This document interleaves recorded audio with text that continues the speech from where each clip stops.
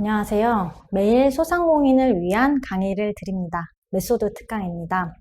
2022년 변화하는 소비자 심리 분석 두 번째 시간 진행하게 된 강규리입니다. 본 영상은 코로나 방역 수칙을 철저히 준수하면서 진행된 점 말씀드립니다.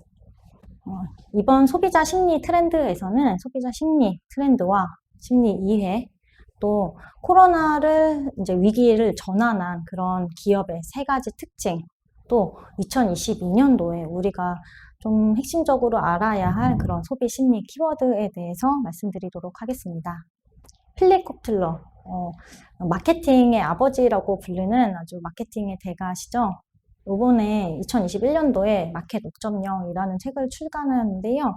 마케팅의 목적은 사람들을 삶을 더 낫게 만들고 공익을 위해 헌신하는 것이다 라고 말을 하였습니다. 지금 코로나19로 인하여서 디지털로 전환하는 속도가 가속화되었고, 이미 그 디지털로 전환되는 그 속도, 흐름은 어차피 가고 있는 거였지만 그 속도가 지금 가속화된 상태인데요. 하지만 아이러니하게도 이렇게 디지털이 가속화되는 이 반동적인 현상으로 오히려 그 감정이나 인간적인 그런 휴머니티에 대한 인간 터치가 더욱더 중요해졌다는 것입니다. 결국에 기술이 가장 앞으로 그러니까 기술 개발의 그런 목적은 그 가장 사람다워지는 것, 사람을 모방하는 것이 차세대 기술의 핵심이라고 할 수 있습니다. 그리고 오직 인간만이 인간을 이해할 수 있습니다. 그렇기 때문에 아무리 AI가 열심히 인공지능을 통해서 한다고 하더라도 결국에는 인간이 인간을 이해할 수 있기 때문에 이 디지털 속에서도 어떻게 더 이제 휴머니티를 우리가 추구하고 표현해 내가는가, 이것이 또 중요한 하나의 핵심 요소가 되고 있습니다. 이러한 마케팅, 지금 아까 필립 코틀러의 그 책에서의 출처에 이러한 마케팅에 대해서 조금 더 알아볼 예정인데요. 왜냐면 우리가 이 트렌드에 대해서 이제 공부를 하고 이 키워드에 대해서 알아보았는데, 이것을 결국에는 소비자한테 전달해내는 그 방법이 마케팅이기 때문입니다. 그래서 이 마케팅을 할 수 있는 그거의 하나의 좋은 도구가 바로 이제 디지털 전환이라는 건데요. 먼저 데이터 중심의 마케팅을 강조를 합니다. 이 데이터는 결국에는 우리가 이렇게 유튜브를 하고 온라인상에서 우리의 이름을 알리고 리뷰를 달고 내용을 하고 콘텐츠를 하고, 그 모든 거는 다 온라인상에 이제 콘텐츠 데이터로 남게 됩니다. 이 데이터화에 돼서 가장 장점은 이것을 가지고 우리가 축적을 해서 분석을 할 수 있다는 점입니다. 그 기존에는 그냥 감으로만 이때가 좀 이럴 것 같아 이렇게 생각했던 것들이 이제는 이제 확실하게 데이터로 팩트를 체크할 수 있는 시대가 된 것이죠. 스마트 스토어 같은 거 많이 하시죠. 그런 식으로 이제 스마트 스토어나 아니면 온라인에 이미 대형 기업에서 만든 그런 온라인 플랫폼을 이용하게 된다면 그곳에서 제공하는 그런 분석 툴들이 있습니다. 어느 시간에 언제 이렇게 왔는지, 언제 손님이 많고 어떠한 상품이 인기가 많은지, 이런 것들을 다 데이터화로 할 수 있는데요. 이런 것들을 우리가 적극적으로 활용을 하고 하면서 이제 빠르게 새로운 상품을 기획한다던가 마케팅을 한다던가 그렇게 적용을 할 수 있기 때문에 아주 효과적일 수 있습니다. 그리고 이거는 그냥 거스를 수 없는 또 하나의 흐름인 부분이 있죠. 그리고 이제 애자일 마케팅이라고 해서 이거를 그냥 간단하게 말씀을 드리자면, 민첩하고 빠르게, 작지만 완벽하진 않지만 빨리 시도해라는 겁니다. 이제 너무 이제 세상이 많이 빨리 변하고 있고요. 이제 소비자의 욕구도 다양하고 특히 소비자의 개성이 지금 존중받는 시대인데요. 이러한 것들을 우리가 발빠르게 니즈를 충족시키기 위해서는 완벽하지 않지만 작고 하나씩 시도해보는 것입니다. 요즘에 아까 말씀드렸는데요. 전체 가구 중에서 31%가 지금 1인 가구라고 합니다. 이러한 사회가 흐름이 왔으면 저희도 그 흐름에 맞춰서 1인 가구에 대한 상품들을 늘려야겠죠. 그래서 편의점만 가더라도 뭐 저희 뭐 단어도 혼밥, 뭐 혼영, 여러 가지 혼에 대한 그런 관련 검색어도 많이 있고요. 그리고 우리 일반 소상공인 분들도 요즘에 이제 식당 같은 경우에도 1인을 위한 그런 메뉴를 많이 개발을 하고 계십니다. 이제 그러한 것들이 애자일 마케팅의 하나의 예라고 할 수 있습니다. 무조건 빠르게 많이 시도를 한번 해보는 거죠. 그리고 무슨 실속 상품이라든지 다양하게 그렇게 이제 빠르게 하면서 그 피드백을 받고 그것을 또 반응이 없으면 다른 것을 시도해 보면서 이렇게 계속 리프레시, 전환하고 노력하고 앞서가는 그런 이미지를 또 고객들한테 전달할 수 있기 때문에 많이 활용하면 좋은 그런 마케팅의 한 방법입니다. 이러한 데이터 중심과 그런 애자일 마케팅을 하기 위해서 이런 여러 가지 적용 방법들이 있는데요. 이런 것보다는 먼저 우리가 지금은 그냥 세대를 살고 있고 그냥 주변에 보이는 이 분들을 약간 5가지 세대로 분류를 할 수 있습니다. 이 고객들의 세대와 이들의 가치관을 알고 접근을 하시면 더욱더 그런 비즈니스의 그런 목표나 그런 타점이 정확하게 맞춰질 수 있겠죠. 이제 뭐 나이든 경제 실세라고 이렇게 나와 있는데요. 이런 베이비 부모 세대부터 이제 X세대, 낀 리더의 세대죠. 그리고 Y세대, 왜라고 묻는 밀레니엄 세대입니다. 그리고 이제 G세대라고 최초의 디지털 네이티브 세대인데요. 이제 G세대와 알파 세대부터 이제 디지털에 익숙한 그런 디지털 원어민이라고 보실 수 있습니다. 우선 베이비붐 세대는 지금 많이 이제 퇴직을 하시고 또 경제권도 많이 가지고 계십니다. 이분들이 완전 새로운 저는 그 고객층이 될 수 있다고 생각합니다. 그 전에도 말씀드렸지만 지금 온라인에 대한 이런 활용에서 이 5060 세대의 이 참여율이 계속 증가하고 있는 추세입니다. 이 베이비붐 세대를 어떻게 잡을 것인가 그거에 대해서도 좀 더 고민을 해보시면 좋을 것 같습니다. 또 이제 기존의 베이비붐 세대는 보통 이제 제품 중심으로 시작한 경향이 있습니다.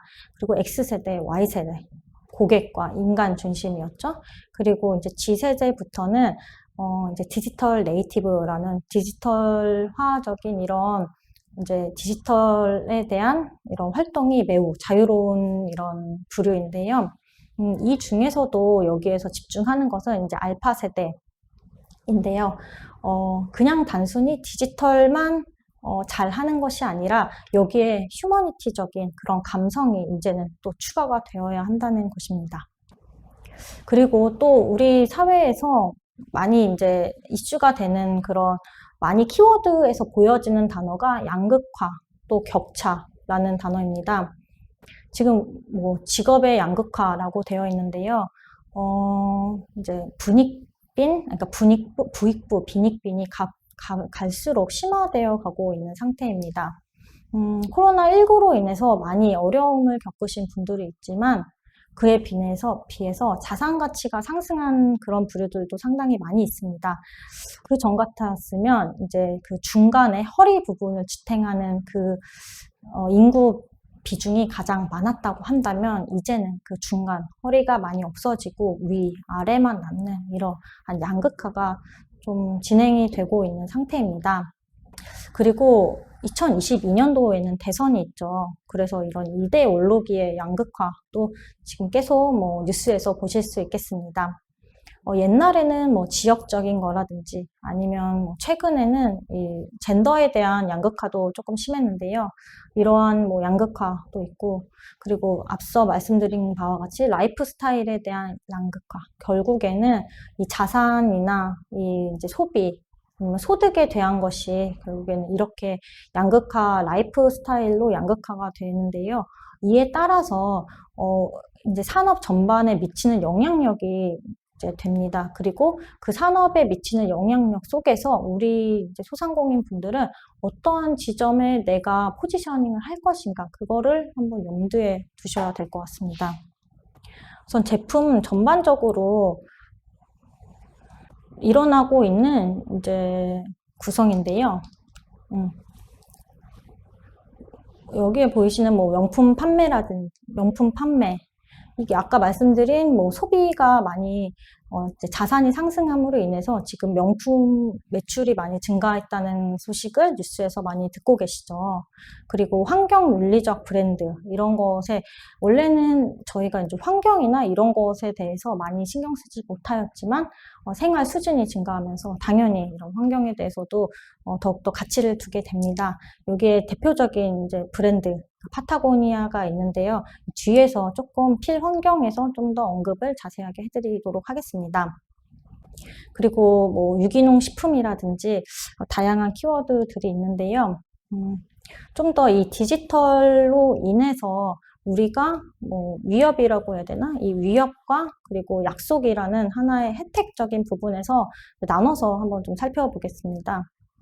이 디지털 전환으로 인해서 당연히 뭐 일자리가 감소하는 그런 영역들이 있습니다. 뭐 이제 은행권 같은 경우에도 최근에 많은 그런 구조 조정이라든지 그리고 희망퇴직을 받고 있죠. 대대적으로 그런 일들이 일어나고 있고요. 그리고 뭐 챗봇이라든지 이런 것들이 있으면서 뭐 서비스 센터의 직원분들이라든지 아니면 편의점이나 마트 같은 데서도 이제 무인으로 많이 점포가 진행되고 있습니다. 지금 뭐 이미 특히 뭐 아이스크림 전문점 이런 데 가보면 24시간 오픈하면서 자체적으로 결제를 하고 갈 수 있도록 되어 있는데요. 이것은 이미 몇 년 전에 미국에서 이미 뭐 많이 일어났던 그런 현상입니다. 제가 아마존고라고 이제 미국 시애틀에 있는 그 매장을 한번 갔었습니다. 지금 현재 저희의 무인 점포는 들어가서 상품을 진열대에서 빼서 그거를 우리가 직접 바코드를 찍어서 그렇게 해서 나오는 시스템이죠. 그런데 이미 몇 년 전에 이제 아마존고라고 유튜브에 한번 검색을 해보시면 그냥 매장에 들어가시면 됩니다. 그냥 매장에 들어가고 거기에서 있는 그 진열대에 있는 그 뭐 샌드위치나 그런 것들을 우리가 잡게 되면 거기에 있는 그 무게와 그 카메라로 인해서 어떤 상품을 집었는지를 다 파악을 합니다. 그리고 우리는 그거를 따로 결제 없이 그냥 나오면 됩니다. 이미 그 애플리케이션을 깔고 그 매장에 들어가게 되면 그 모든 것을 인지해서 정말 그야말로 들어가서 짚고 나오면 되는 그런 그런 시범적인 매장이 이제 시애틀에 이미 있었는데요. 그런 식으로 이제 일자리에 대한 뭐 감소 이런 부분은 어쩔 수 없는 부분이지만 이것이 단순히 우리가 일자리가 감소해서 어떡하지? 일자리가 줄어들어서 대체돼서 어떡하지? 이렇게만 이제 생각하시기보다는 이러한 이제 발전된 혜택을 우리 삶에 적용을 해서 오히려 그거를 내가 잘 활용해서 그 새로운 이제 파이프라인으로 연결시키는 것을 좀 고민을 해보셔야 될 것 같습니다. 요즘에 파이프라인이라고 해서 이 단어도 참 많이 쓰는 단어입니다. 머니 파이프라인이라고 많이 하는데요. 이 파이프라인이 원래는 그런 뭐 원유라든지 뭔가를 옮기는 그런 송유관 같은 그런 역할을 합니다. 뭔가를 어디에서 어디로 옮기는 것이죠. 이 머니 파이프라인은 저희가 그러니까 돈을 원활하게 수송할 수 있고 결국에는 돈을 어떻게 잘 이제 창출할 수 있는지에 대한 그런 파이프라인을 만들자 이런 식으로 보통 얘기를 많이 하곤 합니다. 그래서 지금 직장인들 사이에서 특히나 이제 직장인들 사이에서 많이 유행하는 게 파이프라인을 만들기 위한 사이드 잡이나 투잡 더 나아가서 N잡으로까지 하면서 이 수익을 더욱더 창출을 하려고 합니다. 보통 뭐 N잡을 많이 하려는 그런 부분은 본인이 갖고 있는 그런 재능을 이용을 해서 재능을 통해서 뭔가를 이제 판매하는 부분인데요. 우리가 가장 요즘에 그런 플랫폼도 너무나 많죠.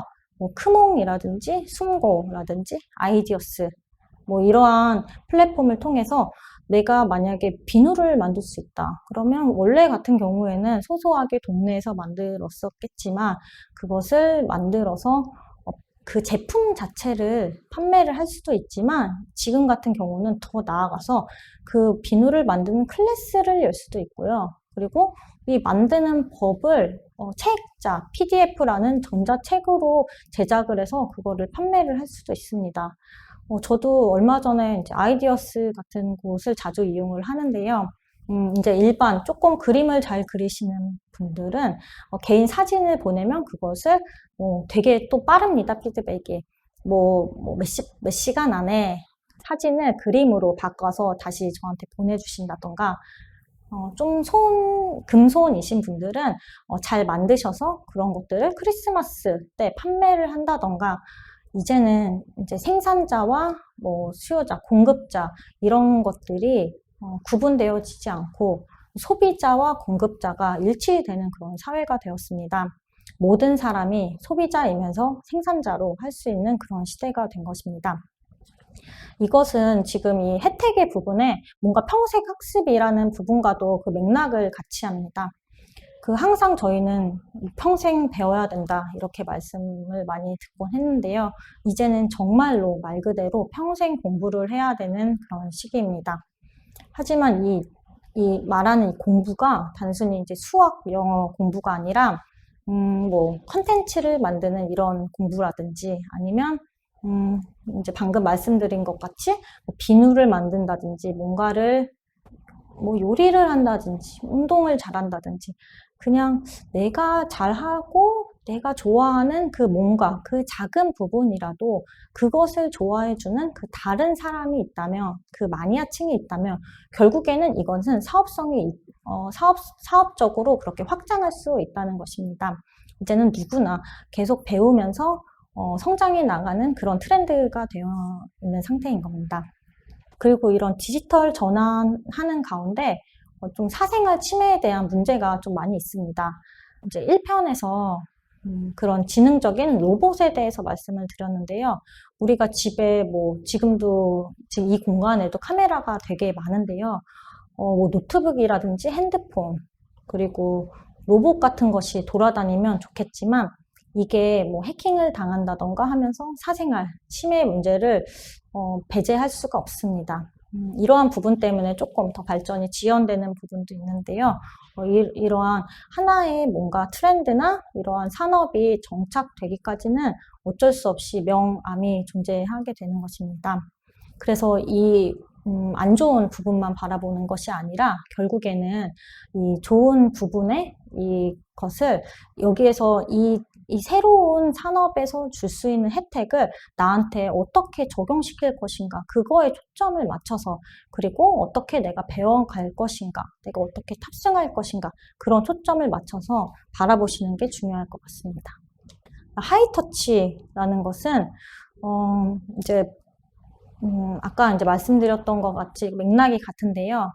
이 기술이 발달함에 따라서 아이러니하게도 오히려 사람들은 그런 감정적인 거에 더 그런 니즈를 느끼게 된다는 겁니다. 우리가 아무리 코로나 때문에 어디를 못 간다고 하더라도 결국에는 사람들은 모이게 되어 있습니다. 저도 참 작고 큰 그런 소모임들에 많이 속해 있는 상태인데요. 이런 이제 하이 터치에 대한 부분들도 결국에는 이제 많이 우리가 신경을 써야 할 부분입니다.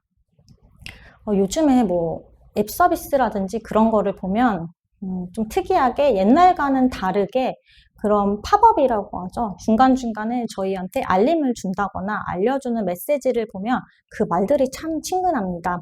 그런 것도 우리가 그냥 지나쳐가는 그런 메시지, 팝업들이지만 그런 게 다 기업에서는 이미 계산되어서 그렇게 나오는 거고 그것도 하나의 그런 작은 문구들도 다 하나의 트렌드로서 그런 문구들이 나오는 겁니다. 우리가 당근 많이 하시죠.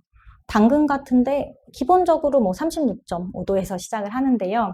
거기에서 알림 같은 거를 올 때도 옛날에는 뭐뭐 했습니다 라고 이제 그 이전에는 왔을 알림들이 무슨 시간이에요 이러면서 기본적으로 친근한 메시지를 던집니다. 이거는 이제 친근함을 주기 위한 것이고, 뭐 CJ온 같은 이런 홈페이지 같은 경우에도 만약에 회원가입을 하면 오늘 우리 뭐 첫날이에요. 만약에 저녁에 뭐 접속을 한다면 뭐 오늘 하루도 고생하셨어요 라든지 조금 더 이렇게 친근한 그런 터치적인 그러니까 마음을 휴먼 터치, 휴머니티들을 그렇게 부각시키는 그런 쪽으로 마케팅을 한다는 거죠. 뭐 사전에도 잠깐 사례를 들었지만 제가 온라인 쇼핑을 하다 보면 뭐 손편지를 써서 보낸다던가 아니면 손으로 쓴 거를 복사해서 그거를 사탕이랑 같이 넣어서 보내준다던가 그 사탕은 솔직히 먹지 않습니다. 하지만 그 자체로 그 마음이 전달되어서 아, 다음에 또 여기서 구매해야겠구나 이런 생각이 들게 되는 거죠. 그 디지털로 내가 온라인으로 결제를 해서 택배를 받은 비대면이지만 그 안에서 느껴진 그 손편지를 통하여서 그 마음에, 감정적인 마음이 들게 되는 겁니다.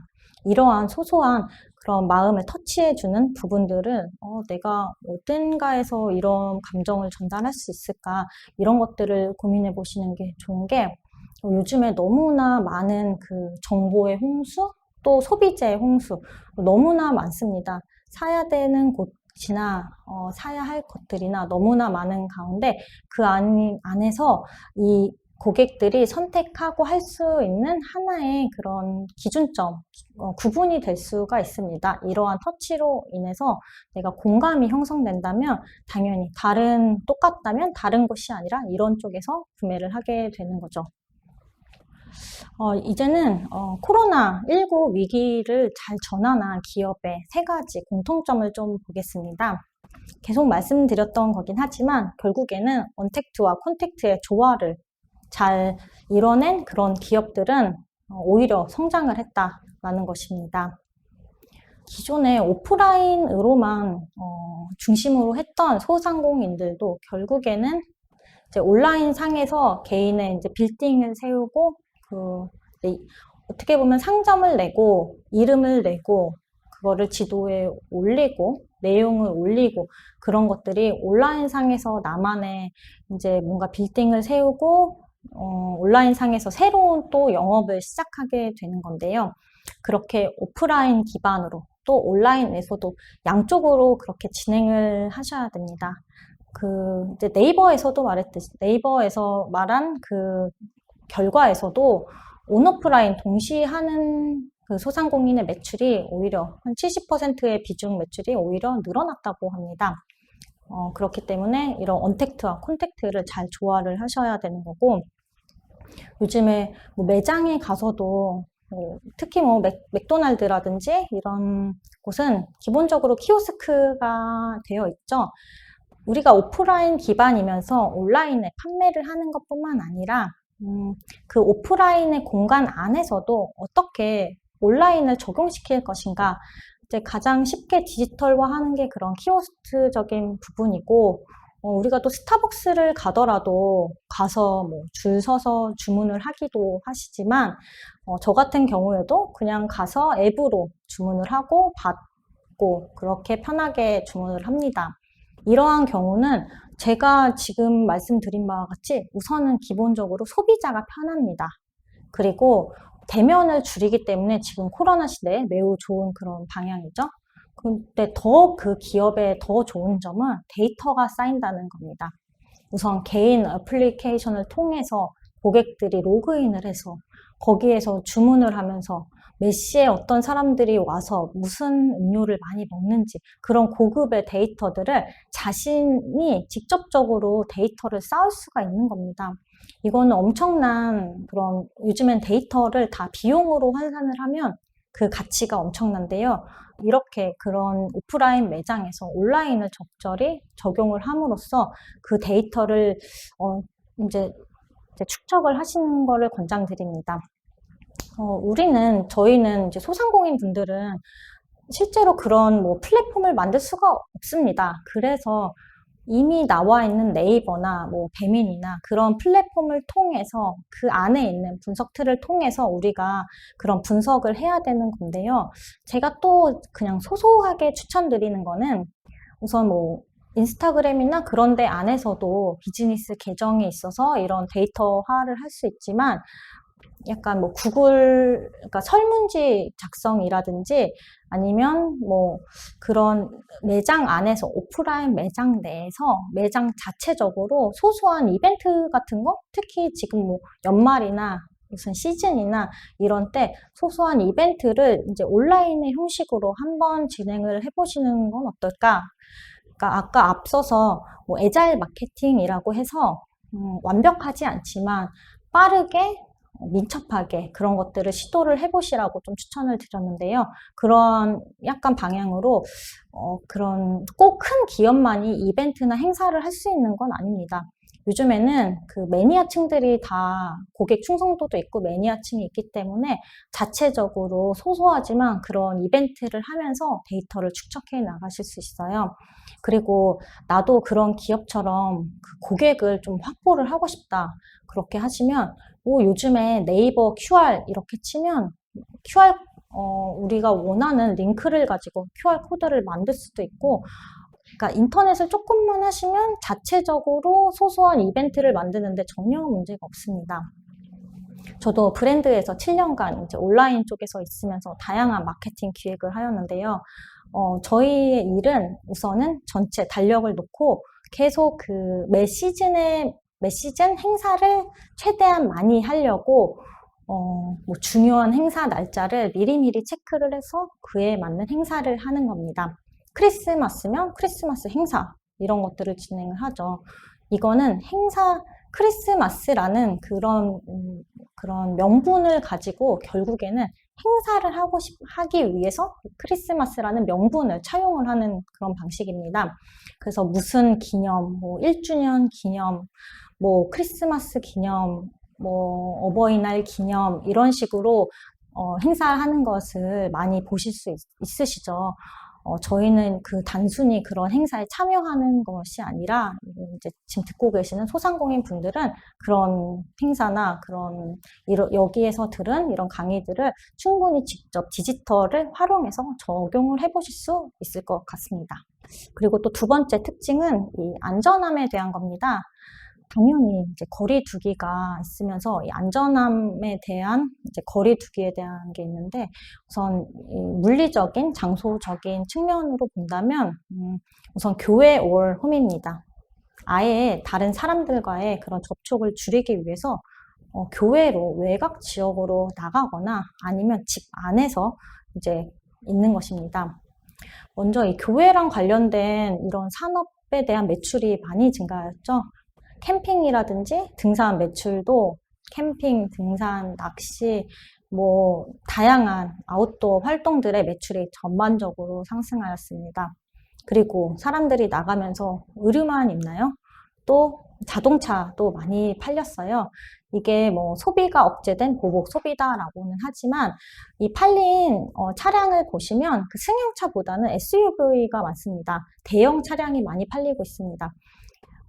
이제 아웃도어를 하려면 대형 차량이 필요하고, 그리고 이제 자동차 CF 최근에 한창 이제 아웃도어 시즌일 때 자동차 CF를 보면 보통 캠핑하는 거 아니면 카시트가 100% 뭐 180도 그렇게 뭐 눕혀진다든지 그런 거를 강조하는 CF들을 볼 수 있습니다.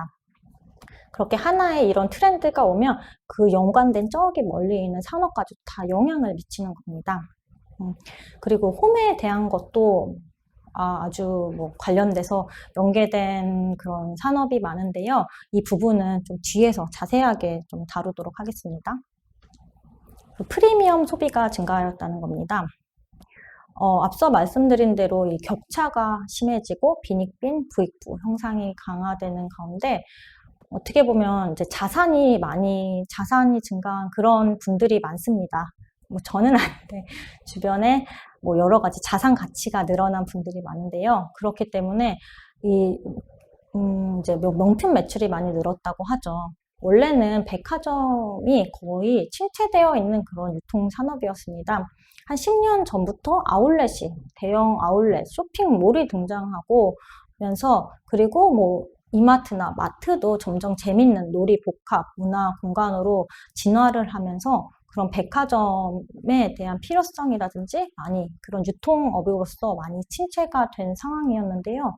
이런 코로나로 인해서 백화점 매출이 전체적으로 늘었고 그 전체 백화점 매출 중에서 35%가 다 명품 매출이라고 합니다. 명품 자체가 단가가 비싼 것도 있겠지만 이제 명품 같은 경우에는 희소성이라든지 아니면 진품 여부가 되게 중요한 부분이기 때문에 오히려 이런 오프라인의 정품 매장에서 사는 경향도 있습니다. 그리고 2021년 1월에서 4월까지 수입차 판매량이 전년비 70% 이상이 이제 늘은 상태인데요. 이 중에서도 억대 이상의 자동차 비율이 이제 4분의 1, 25%가 다 억대 이상의 차량을 구매했다고 합니다. 이 밖에도 소소하게 먹는 거라든지 전반적으로 그런 프리미엄 소비에 대한 그런 관심이 늘어났고 그런 프리미엄에 대해서 우리가 소비한다는 거에 대해서 소비자들의 인식이 많이 확장이 된 상태입니다. 그래서 그렇게 비싼데 소비자들이 사 먹을까? 라고 생각을 하는데 요즘에 특이한 과일 같은 거 그런 거 보면 엄청 비싸요. 과일 같은 게. 그런데도 그런 과일들이 잘 팔리고 다양한 반면에서 이 프리미엄에 대한 소비 욕구가 있다는 것입니다. 그래서 지금까지는 좀 디지털에 대한 거, 그리고 코로나로 우리한테 영향을 미쳤던 그런 이제 트렌드에 대한 부분인데요. 2022년도에 우리가 조금 더 신경 써야 되는 그런 키워드입니다. 앞서서도 계속 나왔었지만 이제 환경에 대한 부분이 너무나 중요합니다. ESG라고 해서 이제 거기에서 첫 번째 그 환경이 중요한데요. 여기 이제 이 필환경이라는 것은 이제 트렌드 코리아에서 나왔던 단어인데, 이제 환경이 조건적인 필요하면 하는 게 아니라 이제 필수적으로 해야 되는 부분이라는 겁니다. 이런 환경적인 브랜딩으로 가장 잘 하고 있는 브랜드는 파타고니아라고 생각합니다. 작년에 2020년도에 파타고니아 책을 또 출간한 바 있는데요. 이제 파타고니아의 그 사명은 우리의 터전인 지구를 지키는 것이다. 그 문구를 아예 그 사이트에 공개를 해놓고 있습니다. 근데 실제로 그 의료 산업이 상당히 그러니까 친환경에 반하는 그런 환경이 실제로는 의료입니다. 의료 산업입니다. 무조건 빨리 소비해야 되고 많이 팔아야 되고 그리고 그 의류를 생산하는 과정 가운데서 엄청난 그 오염이 발생되고 있거든요. 그런데 그렇게 그런 의류를 파는 파타고니아의 그런 우리의 사명은 지구를 지키는 것이다. 이렇게 말기를 합니다. 근데 이것이 그냥 단순히 말만 하는 그런 기업의 프로모션이나 그런 마케팅이 아니고 파타고니아는 조금 더 진정성이 있기 때문에 그만큼의 고객 충성도와 매니아층이 있는 것입니다. 먼저 모든 옷들을, 유기농 같은 옷들을, 유기농이라든지 탄소 발자국, 또 공정 거래 과정 가운데 일어난 옷들, 그런 소재들을 활용하는 것은 기본이고요. 이제 그런 것도 기본이고요. 그리고 원웨어라고 해서 가장 이제 인상 깊은 그런 활동이 있습니다. 이제 원이 WORN, 원인데 해졌다는 그런 옷인데 결국에는 헌 옷이죠. 헌 옷을 만들어서 이제 파타고니아의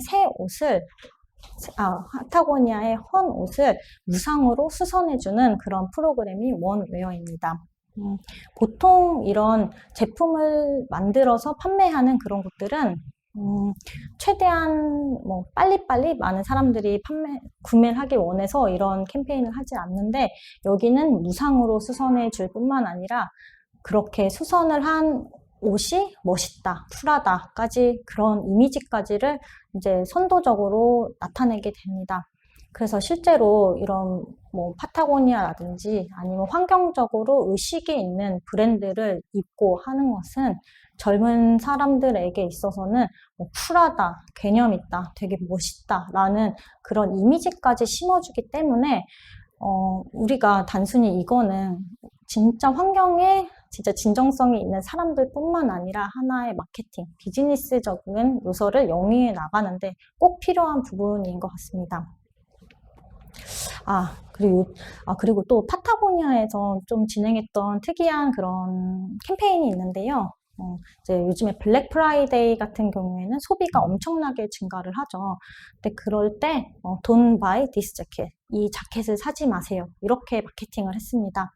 이 환경을 보호하는 데 가장 중요한 것은 그 상품을 우선은 소비를 줄이는 것, 그리고 이미 소비한 것을 최대한 오래 사용하는 것인데요. 여기 같은 경우에는 이제 사지 말라 이렇게 홍보를 했는데 이 홍보가 너무나 혁신적이었기 때문에 오히려 이 브랜드를 더욱더 사려고 하는 그런 이제 효과적인 부분이 있었습니다. 그리고 또 환경 관련해서 이 이미지 상에서는 뭐 플라스틱을 제거한다거나 뭐 제로 웨이스트라는 단어도 뭐 너무 많이 들어보셨을 것 같아요. 이런 플라스틱이라든지 뭐 비닐이나 이런 뭐 분리수거를 용이하게 하도록 생수병에 비닐을 제거하게 나온다던가 아니면 아예 알루미늄에 친환경으로 인쇄를 해서 제품을 생산한다던가 다양한 방식으로 이미 기업에서도 이러한 ESG의 이 부분을 많이 실천을 하고 있습니다. 제로 웨이스트 관련해서는 요즘에 이제 제로 웨이스트 샵이라고 해서 많이 있고요. 아니면 뭐 리필 스테이션이라고 해서 이제 뭐 샴푸 같은 것을 살 때 플라스틱 통째로 하는 것이 아니라 용기를 가져가면 그 리필 스테이션에서는 그 안에 있는 내용물만 우리가 그 그램에 따라서 구매할 수 있도록 그런 제로 웨이스트 샵도 많이 있죠. 유명한 뭐 알맹 상점이라든지 다양한 곳들이 있습니다. 그리고 더 나아가서는 아예 애초에 그 플라스틱에 담긴 그 샴푸를 사지 말자. 그래서 샴푸 바라든지 린스 바라든지 이거는 결국에는 비누입니다. 샴푸를 비누처럼 머리에 비누로 문대서 하는 건데요. 저도 실제로 비누로 머리를 감고 있는데요. 이제 살 때, 구매할 때도 그렇고, 버릴 때도 깔끔하기 때문에, 그리고 그 과정 자체도 좀 친환경적인 부분으로 많이 제작되어 있기 때문에, 요즘에 이제 젊은, 약간 나는 환경에 관심이 있어, 이런 쿨한 이미지를 주고 싶은 젊은 친구들은 이런 것에 약간 열광을 하고 있습니다.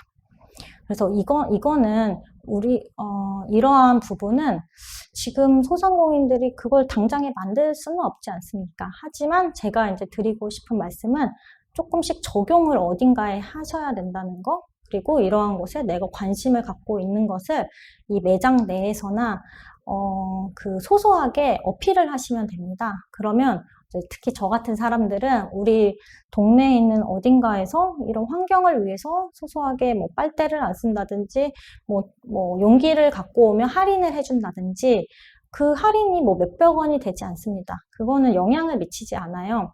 하지만 관심이 있는 사람들은 그거를 하고 여기 개념 있네, 멋있네 라고 생각하면서 이제 브랜딩을 할 수 있다는 부분이죠. 그런 곳에서 좀 활용을 하셨으면 좋겠습니다. 마지막으로는 이제 집으로의 귀환인데요. 지금 집에 있는 시간이 이제 비대면으로 인해서 많이 늘어나 있습니다. 이 집에 있는 이 키워드로 이제 확장돼서 지금 뭐 연계되고 있는 산업이 엄청나게 다양하게 많습니다. 그냥 말씀만 드려도 뭐 홈파티, 홈트, 홈짐, 뭐 인터넷 뭐 그런 규모에서도 많이 하고 있고, 그리고 홈케어라든지 청소연구소, 뭐 이렇게 집을 청소하거나 아니면 집 안에서 운동을 한다거나 여러 가지 다양한 방식으로 이 집을 활용을 하고 있습니다. 전에 말씀드린 OTT라든지 디지털을 TV를 시청하는 건 이제 전반적으로 그런데 제가 좀 보기에 재밌었던 것은 집에 있는 시간이 많다 보니까 이 슬세권이라는 단어 들어보셨나요? 요즘에 뭐 주변에 있는 역세권이 아니라 슬리퍼를 신고 다닐 수 있는 이제 슬세권이라는 게 있죠. 그러면 근데 슬세권에는 슬리퍼가 주인공입니다. 그래서 슬리퍼, 크록스라는 이제 일본 슬리퍼가 있죠. 거기에 주가와 그 판매가 엄청나게 뛰었다고 합니다. 그냥 집 앞에서 일반 아무 저렴한 슬리퍼가 아니라 그래도 몇만 원짜리 슬리퍼를 신는 그런 분들 때문에 그러니까 다양하게 이 집에 있으면서 또 온라인으로 공부도 하고 또 이 집에 있는 시간이 많다 보니까 당연히 인테리어에 신경을 쓰고 이렇게 집과 관련된 그런 연계된 산업들이 엄청나게 성장을 한 상태예요. 그러니까 지금 우리가 영위하고 있는 비즈니스에서 어떤 게 이거랑 연관이 될 수 있을까? 이거를 딱 초점을 맞춰서 한번 적용해 보시면 좋을 것 같습니다. 그리고 이건 약간 사이드적인 이제 파티 문화가 좀 하나의 놀이 문화, 그리고 이제 또 코로나로 인해서 이렇게 끼리끼리 모이다 보니까 이런 파티 문화가 좀 더 활성화되고 있습니다.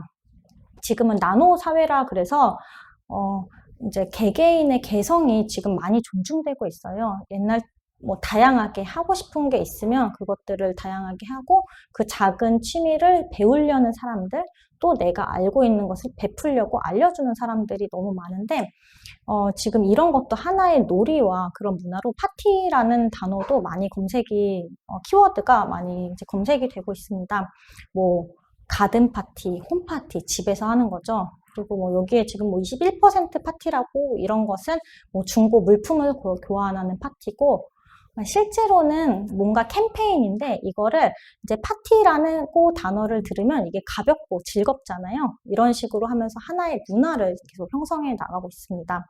뭔가 뭐 팜파티라든지 가든 파티라든지 아니면 뭐 ESG 관련해서라든지 이런 소소하게 파티라는 단어를 붙이면서 다양한 뭐 캠페인이나 뭐 이벤트 이런 것들을 이제 직접 진행을 해보실 수도 있는 거예요. 좀 Q&A를 통해서 좀 더 강의를 정리해 보도록 하겠습니다. 위기 전환 기업의 3가지 공통점 중에서 회사가 주요 적용해야 할 부분은 무엇인가요? 그래서 위기 전환 기업의 3가지 특징은 온택트와 컨택트, 이제 온택트와 컨택트의 그런 조화, 그리고 안전에 대한 거, 그리고 뭐였죠? 프리미엄에 대한 거, 이렇게 3가지인데요. 이러한 뭔가 키워드 가운데 내가 직접 내 비즈니스에서 어떻게 적용을 해야 될지 아까 뭐 여러 가지 사례를 들었는데 이 중에서 할 수 있는 것부터 조금씩 한번 이제 하나씩 해보시면 좋을 것 같습니다. 특히 또 이제 5가지 그 세대를 설명해 드렸는데요. 우리가 이 나노 사회 상태에서 모든 이 지역의 모든 주민을 만족시킬 수가 없습니다. 내가 원하는 그 타겟을 설정을 좀 하셔야 됩니다.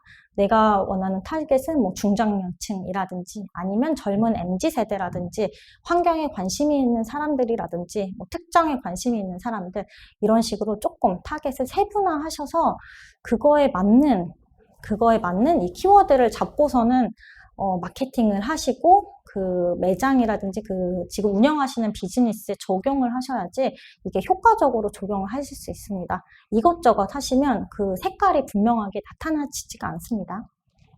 그리고 2022년 소비자 키워드를 어떻게 회사에 적용해 볼 수 있는 것인가. 우선 뭐 필환경이라든지 이런 단어들을 말씀드렸는데 이제 제가 아까도 말씀드렸지만 이러한 대세에 따라가는 우선 이러한 대세는 이미 흐름은 시작이 되었고 이러한 대세를 따라가는 것은 지금 운영하시는 곳의 이미지와도 맞고 그 이미지를 높이는 것은 결국에는 수익과 매출에 그리고 그 충성도가 높은 고객들을 확보를 하는데 도움이 됩니다. 그렇기 때문에 오늘 제가 이제 말씀드린 이러한 키워드들을 어떻게 나에게 직접적으로 적용을 해 볼 수 있는지 그거에 대해서 조금 초점을 맞춰주시면 좋을 것 같습니다.